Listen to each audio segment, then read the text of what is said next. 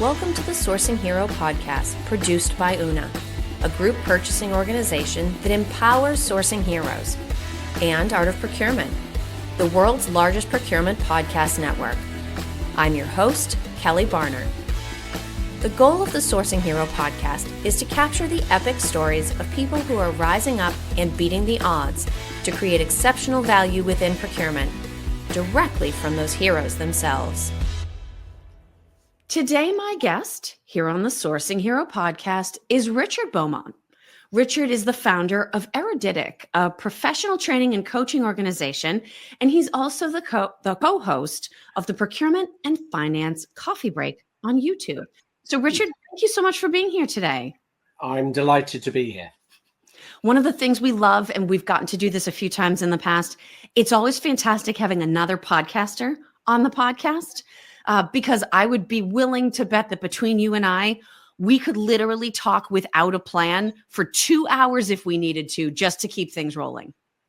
Yeah, there is a downside, though, which is when you do it with a podcaster who's far better at setting things up than I am, you realize that you need to go and get some practice. But there we go. We got there in the end. Well, I talked a little bit certainly about your podcast, but also about where you work and my intro. What else do you find that it's helpful for people to know about your background? That I'm terrible at choosing company names. So Eruditic, I'll keep the company, but actually I'm going to be adopting the trading style of Beaumont Procurement because people can remember it.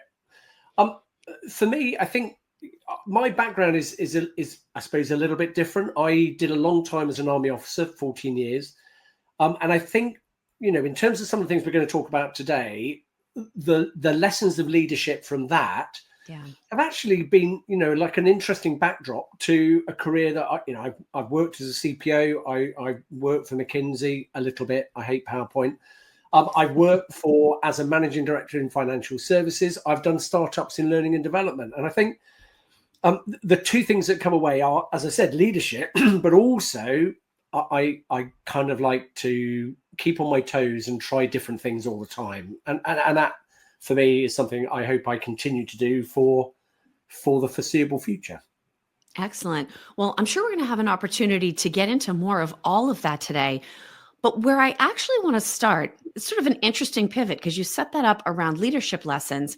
But we're going to talk a little bit about the fact that procurement doesn't usually get to make a lot of decisions. And so that puts us in an interesting position with regard to the situations that we find ourselves in, the situations that we're trying to influence. Do you think the fact that we don't get to make the ultimate decision in most cases about which supplier will be chosen for what part of business ends up causing us to downplay our influence in terms of actually helping make sure that the right decisions get made by other people? Do you know, I love this question, and the reason I love it is because if you look back at sort of the history of, you know, big topics in procurement for the last 20 years, you know, there have been three. First, should we be centralized or decentralized? Yeah. You know, secondly, you know, should we organize category trees in a certain way, and is our spend data correct? And what, if not, why not? And by the way, it never is. And the third one is, should we have a seat at the table? You know, should the CPO be on the board and making decisions? And I'll be completely honest with you, I think it is the most pointless discussion ever. Procurement is not a decision-making function. Procurement is a problem and solving and influencing function. Our job is to have relationships with stakeholders that have the budgets, the ones that are acquiring the products or services that we're getting. And our job is to listen to them and the problem that they're trying to solve, to work with them to identify the ways that we could solve that problem. And when they have made a decision based on the available advice, to go and execute. So I look at it as, we're not a decision-making function in terms of, you know, should we choose supplier X or supplier Y?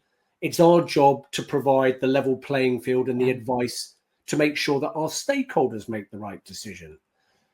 But that does not mean that in the execution of our job, we don't make our own decisions, particularly about, you know, what are the right things to do? Yeah. You know, we recommend a supplier that's completely contrary to the ethics and culture of our company. We've made a poor decision. So we do make decisions in the way we execute, but we are not the decision maker for, you know, the product or service that a stakeholder wishes to acquire. And I just think by focusing on if we don't have a seat at the table, it means our function isn't important, is to actually take completely the wrong viewpoint on what we do. I actually agree with you about that. I definitely do not enjoy the "we should have a seat at the table" lament. First of all, they don't have any fun at the table. No, So God do we no. really want to be there anyway? No, No. we don't. But the other thing that I think that's interesting is that you're calling out this equation that we've made between picking who the suppliers will be Yeah, and influence. And yeah, in some ways, the fact that we've segmented the process so that in most cases, procurement understands the business needs, documents yeah, specifications, qualifies alternatives, right? Negotiates, goes through this whole process. yeah. I'm sure we could be as effective for the organization if at the end of the process, we also had to make the decision. We almost have more influence for not having to make that final call. Do you know, I'm fortunate. I get to chair a lot of procurement conferences, and you know, and have the license to be able to, you know, create pictures. And this seat at the table, I painted the picture once. And you know, it came up in conversation. I said, right, I want you to imagine that there is a table on the deck of a ship, and there's a group of diners sat around that table, and there is a waiter on a monocycle cycling across the deck holding a plate of food, and there's a storm. And I said, if you think about it, the board are the diners at the table. The ship is your business. The sea is the environment you're in. The storm is the complexity and risk. And the CPO, the procurement function, is the rider of that monocycle trying to keep their balance while delivering that plate of value.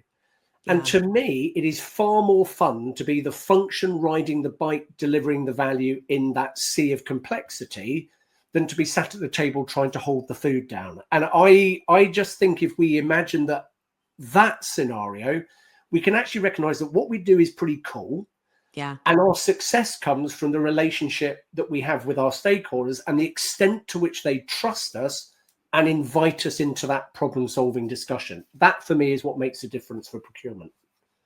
And I think what's interesting too about that picture that you've painted is that I'm sort of imagining like a gyroscope in terms of what this person on the monocycle is having to do to not spill the food on the ship in the storm. You can't do that effectively if you are emotional in any way, shape, or form. And so part of how that person stays balanced, stays steady, is by always going back to the data. You go back to data, you get quantitative measures, whether it's looking at what you need or looking at the performance that you're getting. How can that ability to ensure that all decisions tie back to data even help steady the ship if it's sailing through the ESGC, where, yes, people want to support sustainability, social initiatives, but at the same time, you can't be emotional about those milestones, about those choices. Can we be the rationale that, yes, achieves those ESG objectives, but does it in a grounded and steadying way?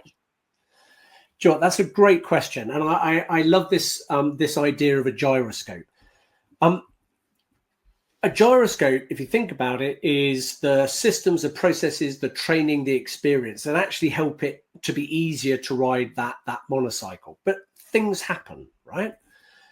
And, you know, one of the things that I observe, and I train a lot of category managers, and you know, I do so myself, and I do it on behalf of, you know, Sertio, who, you know, do category strategy software. And one of the big sticking points for procurement is my spend data is wrong. Yeah. And if my spend data is wrong, I cannot pass go. I can't proceed because for some reason that's a block to everything. And it just isn't. You know, one of the things that is important about data, and this was brought up really, really well in a recent conference, was that if all you do is take historical data, even if it was perfect, which it never is, and you stuck a BI platform on top of it, and you had lovely charts and graphs about what's happened, to what extent would that help you for the future? Yeah.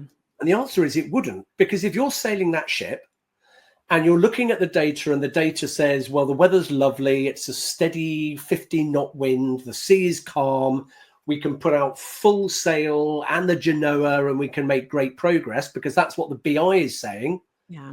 And then a force 9 gale happens and you just set the sails according to history. Yeah. You're going over. So the thing for me about data is absolutely you have to have it, but you also have to have the confidence to look at it from a historical perspective, but also to be able to forecast and to gain insight. And I think, one of the things that is really changing fast at the moment is the application of AI in helping to infer insights from historical data plus current situation plus requirement. And I think the really successful procurement teams of the future are going to be the ones who can ride that monocycle with the BI platform, but the AI predictor, and stick the two together to be able to keep the thing steady. And I think that's going to be the transformative thing, certainly in the next, 6 to 18 months for many procurement teams. Yeah. No, I have to say, the mother in me just wants to say, it does not sound like a safe hobby, being on a monocycle, on a ship, in a storm, balancing things. What a great place to be, honestly. What a great place to be. But it does call to mind the fact that, just now you said procurement has to be confident, right? When you and I connected previously to talk about this, we also talked about courage. That is not a safe hobby. And yet we have an increasing number of people, not just flocking to the field, but coming to the field with real enthusiasm and excitement and a willingness to explore and figure out ways they can impact the business. Yeah. How does that need for procurement to have courage play into both what companies need them to do today, but also, you brought up AI, we've talked about business intelligence. What is it going to be? What is it going to do for us as we move into the future with some of these new technologies? Right. This is kind of where I'm going to go back to my grounding, if you like, as an army officer. And one of the things, initially beaten into you, not literally, but beaten into you in training, and then it became literally part of your DNA, was the idea of moral courage. And moral courage means, in the face of whatever, do you have the confidence to do the right thing? And even if that means that it could be detrimental to you or your career.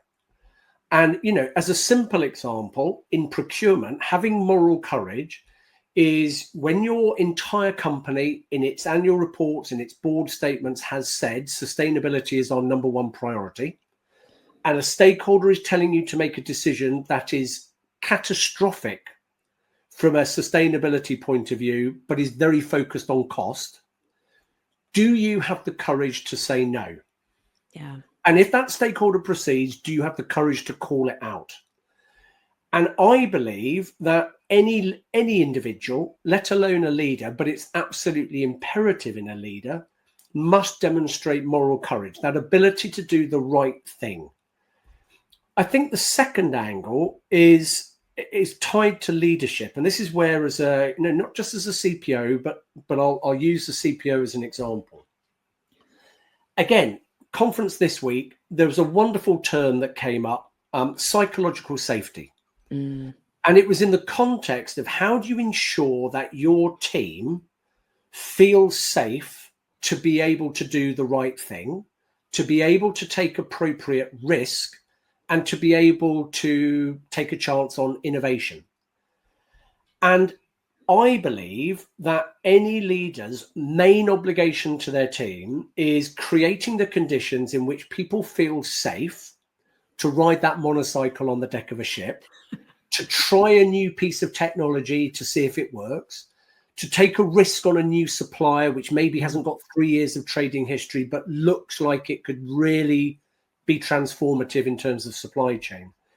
And if you can do that, if you can combine leadership that allows your team to feel safe and to fly, and them have the moral courage to stand up for doing the right thing, then I believe that is a huge achievement, and it's what I believe I should aspire to, and I would hope that other leaders would aspire to it. Now, if we go back, and I do think this connects to the psychological safety idea. If we go back to your scenario where there's a stakeholder that is completely willing to give up on sustainability gains in favor of cost savings, Yeah. procurement can say no, procurement can call them out. Does procurement owe the company that? Does procurement owe it to the company to say, first of all, I'm saying no, if you go ahead, I'm absolutely calling you out? Right, absolutely. And, just to, lest we create the idea of some militant campaign within the organization. When I say we're still on monocycle. Yeah, we're still on a monocycle. Yeah. But I think, calling it out is not, this concept of whistleblowing or we're not going to work. It's not that at all. It's bringing to a head in an open forum. And this is actually the job of the CEO and the board to create the safety for everyone to do this, is to be able to say, I believe that if you decide that, it is wrong for the following reasons. It's contrary to what the company have said. It's contrary to what we're trying to do. So why are we doing this? And, if we can leave the table understanding why we're making this decision, then that's a good thing. So I'll give you two outcomes, right? If you call it out to the stakeholder and you get everyone in a room, and you set it out and you can explain why you believe this cost-based decision is the wrong thing to do. There are two ways that could go. It could be that the stakeholder actually doesn't care about sustainability, cares about his P&L, his or her P&L, I should say. Therefore, he's going to be focused on cost, and he's just going to say, I don't care what you're saying. We're doing this, so you go cry to whoever, but that, I've got the budget. And then you've got to have the moral courage to then say, right, I actually do need to have a bigger discussion about this because I just believe this is wrong. The second way it could go, and this is where I would hope it would be, if the stakeholder said, you're right. Right now, the company is in trouble. In 6 months, we'd run out of cash. I am therefore, as a stakeholder, and I will be accountable for it, I'm making a decision to go for cost, which sacrifices some of the things we've committed to on ESG, but I will own that. And I therefore know that in the following year, I'm going to have to go the extra mile on recovering our environmental performance and may have to sacrifice cost. But right now, that is the decision that's in the interest of the business. Are we comfortable to go for that? Do you know, as a responsible leader that's had that discussion, I would say, okay, I'm good. Right. And in 6 months' time, I am going to hold you to account. We are going to increase that savings target on CO2. Yeah. But actually, for now, I will accept that because that is a reasonable discussion. I can understand why you're doing it. And therefore, great.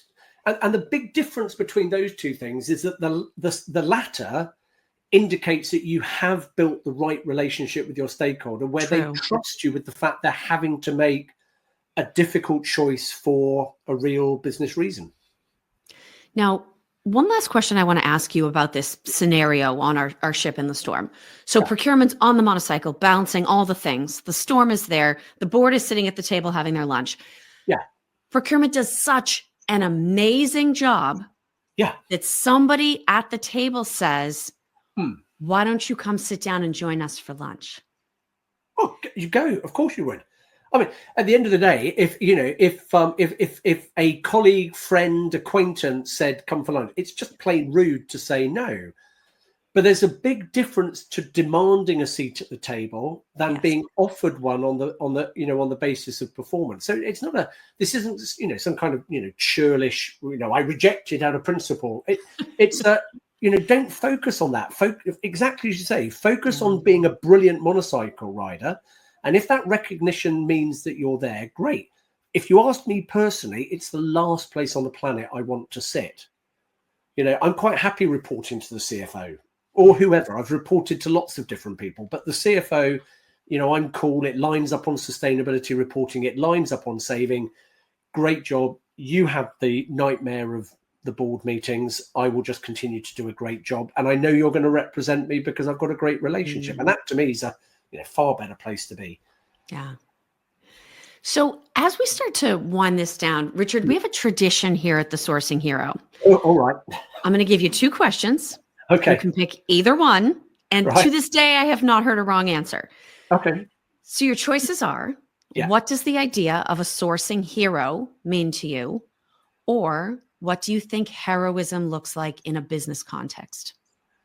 I'm my lord, my lady, I shall refer you to my earlier answer, which is a sourcing hero is someone who executes moral courage.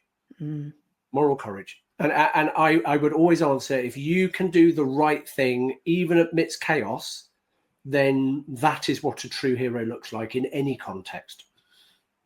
And increasingly, I think that is precisely what companies need from their procurement teams.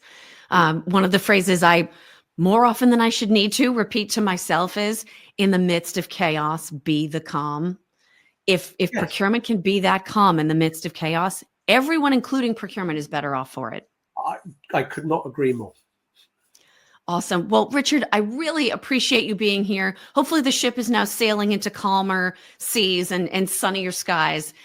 If people have listened into this conversation and would like to learn more about Beaumont Procurement, where would you suggest that they go?